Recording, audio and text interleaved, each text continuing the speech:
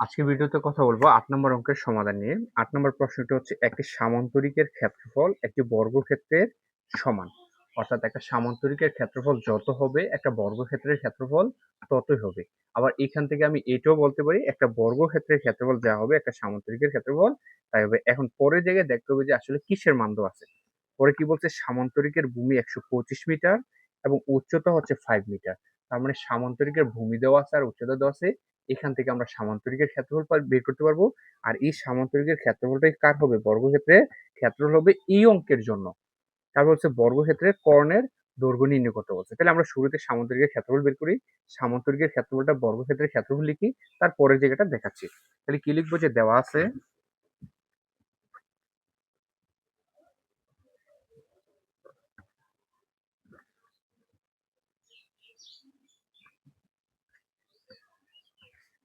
সামান্তরিকের ভূমি কত দেওয়া আছে? ১২৫ মিটার। তারপর সামান্তরিকের উচ্চতা হচ্ছে কত? 5 মিটার। সামান্তরিকের ক্ষেত্রফল নির্ণয়ের সূত্র হচ্ছে কি ভূমি ইন্টু উচ্চতা। তাহলে ভূমি হচ্ছে ১২৫ ইন্টু উচ্চতা হচ্ছে কত? 5, এত বর্গ মিটার। তাহলে ১২৫ আর 5 যদি আমরা গুণ করি, ১২৫ ইন্টু 5 তাহলে পাচ্ছি কত? ৬২৫। তার মানে 625 এত বর্গ মিটার। এখন প্রশ্নের প্রথম লাইনে কি বলছিল? সামান্তরিকের ক্ষেত্রফল বর্গক্ষেত্রের ক্ষেত্রফল। তাহলে আমি কি লিখতে পারি? প্রশ্নানুসারে বর্গক্ষেত্রের ক্ষেত্রফল ইকুয়াল কত হবে? ৬২৫ বর্গমিটার হবে। তার মানে লিখতে পারি প্রশ্নানুসারে বর্গক্ষেত্রের ক্ষেত্রফল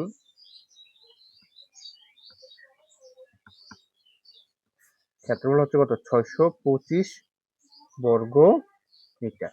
এখন আমরা বর্গক্ষেত্রের ক্ষেত্রফল নির্ণয়ের সূত্র কি জানি? বর্গক্ষেত্রের ক্ষেত্রফল এখন আমাদেরকে কি বের করতে হচ্ছে? বর্গক্ষেত্রের কর্ণের দৈর্ঘ্য। আমরা বর্গক্ষেত্রের কর্ণের দৈর্ঘ্য নির্ণয়ের সূত্র কি জানি? এই যে বর্গক্ষেত্রের কর্ণের দৈর্ঘ্য নির্ণয়ের সূত্র হচ্ছে কি √3 এক বাহুর দৈর্ঘ্য। তার আগে আমাদেরকে কি করতে হবে? প্রথমে এক বাহুর দৈর্ঘ্য বের করতে হবে। এক বাহুর দৈর্ঘ্য কিভাবে বের করব? ক্ষেত্রফল নির্ণয়ের সূত্র আবার কি জানি? এক বাহুর দৈর্ঘ্য স্কয়ার। এক বাহুর দৈর্ঘ্য স্কয়ার। পরে রুট করে স্কয়ারটাকে বাদ দিলে আমরা এক বাহুর দৈর্ঘ্য পেয়ে যাবো। এক বাহুর দৈর্ঘ্যটাকে √2 এর সাথে গুণ করলে আমরা বর্গক্ষেত্রের কর্ণ দৈর্ঘ্য পেয়ে যাবো। তাহলে এখান থেকে বর্গক্ষেত্রের ক্ষেত্রফল কত পেলাম? ৬২৫। তাহলে আমি এখান থেকে কি লিখতে পারি? বর্গক্ষেত্রের ক্ষেত্রফলের সূত্রটা এখানে লিখবো। সূত্র হচ্ছে কি এক বাহুর দৈর্ঘ্য স্কয়ার ইকুয়াল কত? ৬২৫। কত? ৬২৫।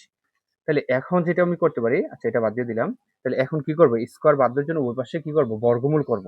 তাহলে বর্গমূল করলে স্কয়ারের ওটা বাদ দিলে আর কি থাকতেছে? এখানে এক বাহুর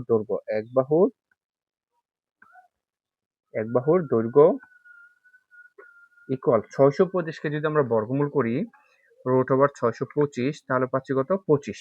তাহলে এক বাহুর দৈর্ঘ্যের মান কত পাচ্ছি? 25। তাহলে এখন আমরা কি করব? বর্গক্ষেত্রের কর্ণের দৈর্ঘ্য বের করব।